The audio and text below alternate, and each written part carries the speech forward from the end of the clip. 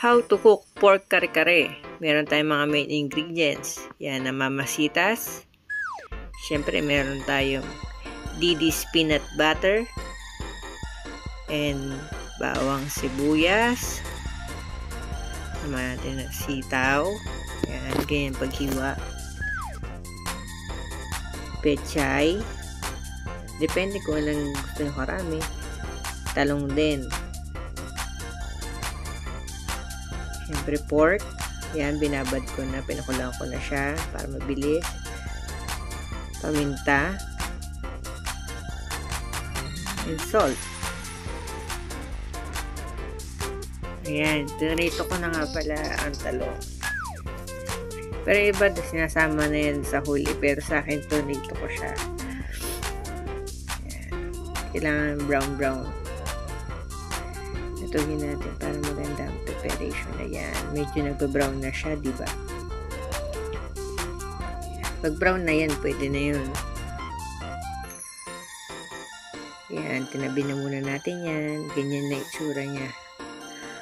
Then, yung bawang.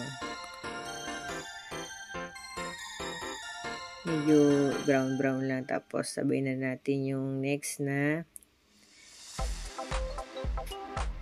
lagyan natin siya ng sibuyas after yan.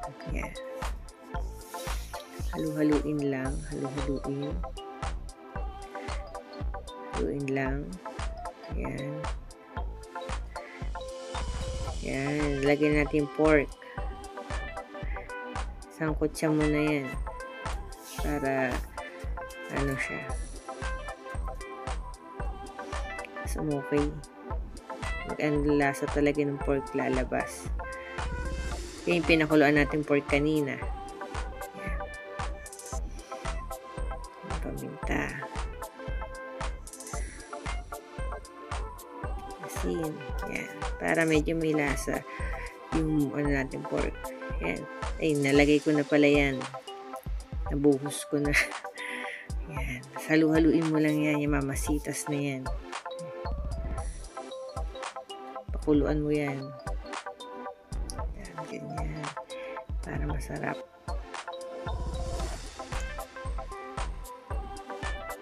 Yan o.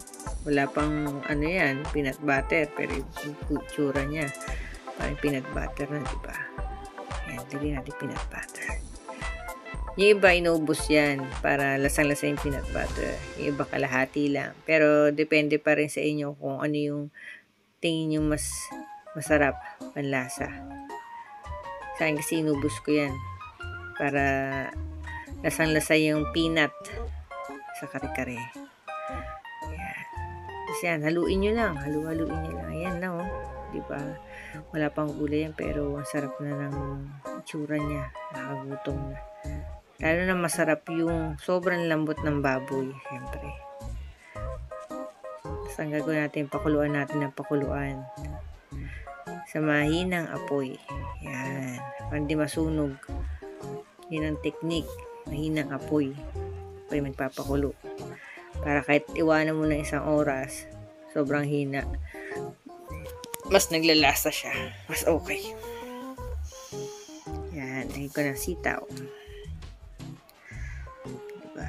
Haluin mo lang yan. Pag naglagay ka na ng gulay, medyo laksan na natin apoy. Para pag naluto, crunchy. Sarap.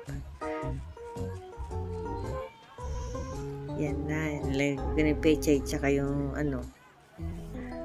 Ayan o. Ang ating finished product.